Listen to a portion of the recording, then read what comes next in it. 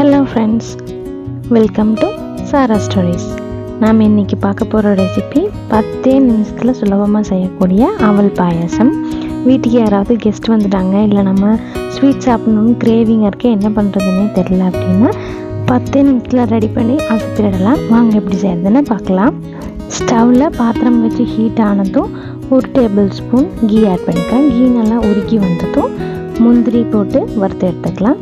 முந்திரி நல்லா கோல்டன் கலரில் சேஞ்ச் ஆகிறது வரைக்கும் நல்லா வறுத்துக்கோங்க. முந்திரி வறுப்பட்டதும் அது கூடவே திராட்சை ஆட் பண்ணிக்கலாம். திராட்சை நல்லா உப்பி வர அளவுக்கு வறுத்துக்கோங்க. 1 மினிட்லேயே திராட்சை நல்லா உப்பி வந்துடும். அதனால தான் முந்திரி வறுப்பட்டதுக்கப்புறமா நம்ம திராட்சையை ஆட் பண்ணி வறுத்து எடுத்துக்கிறோம்.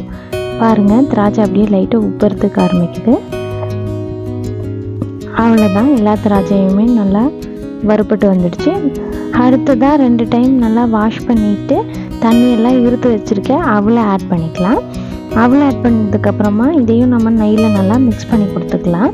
ரொம்ப சிம்பிள் ப்ராசஸ் தான். நான் எடுத்துருக்கிறது கொஞ்சம் கெட்டி அவல். நீங்கள் மிச்சருக்கு போடுற அவல் வாங்கிடாதீங்க. அது இவ்வளோ சீக்கிரமாக உங்களுக்கு ஊறவோ வெந்து வரவோ செய்யாது.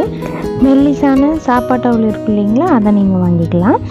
தண்ணியில் ஊற வச்ச உடனே ஊறிடும். இப்போ நம்ம நெய்லையும் போட்டு வறுத்ததுனால நம்மளுக்கு நெய்யோட ஃப்ளேவர் சூப்பராக அவலில் இறங்கியிருக்கும். அவ்வளோதான், நெய்யில் நல்லா மிக்ஸ் பண்ணி கொடுத்ததும் 2 கப் அளவுக்கு பால் ஆட் பண்ணிக்கலாம். நான் எடுத்துருக்க அவல் 1 கப் அளவுக்கு இருக்கும். பால் ஆட் பண்ணும்போது நீங்கள் ஆடையோடவே ஆட் பண்ணிட்டீங்கன்னா நம்மளுக்கு பாயசம் நல்லா க்ரீமியாக திக்காக கிடைக்கும். உங்களுக்கு ஆடை வேணான்னா நீங்கள் ஸ்கிப் பண்ணிட்டு ப்ளைன் மில்கே ஆட் பண்ணிக்கலாம். இப்போ நம்ம மில்கோடு சேர்த்து நல்லா மிக்ஸ் பண்ணி கொடுத்துட்டு அடுத்ததாக இனிப்புக்கு தேவையான அளவு சர்க்கரை ஆட் பண்ணிக்கலாம். இதில் பால் தான் அதிகமாக இருக்கிறதுனால ரொம்ப நிறைய சர்க்கரை தேவைப்படாது. ஒரு 3 ஸ்பூன் சர்க்கரை, கொஞ்சமாக ஏலக்காய் தூள் ஆட் பண்ணி நல்லா கலந்து கொடுத்துக்கிறேன். அவ்வளோதாங்க. இனி இது நல்லா ஒரு தடவை கொதிச்சு வர வரைக்கும் விட்டோன்னா மட்டும் போதும்.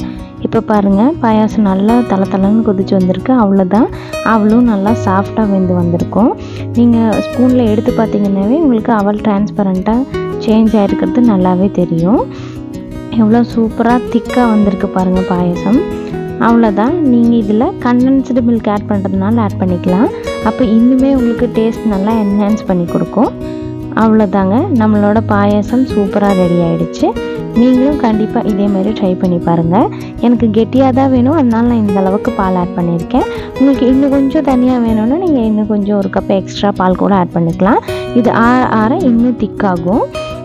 நீங்களும் இதே மாதிரி அவல் பாயாசம் ரெடி பண்ணி டேஸ்ட் பண்ணி பார்த்துட்டு எப்படி இருந்ததுன்னு கமெண்ட்டில் சொல்லுங்கள். வீடியோ பிடிச்சிருந்ததுன்னா லைக் பண்ணிக்கோங்க. இன்னும் நிறையா வீடியோஸ்க்கு சேனலை சப்ஸ்கிரைப் பண்ணிக்கோங்க. தேங்க்ஸ் ஃபார் வாட்சிங்.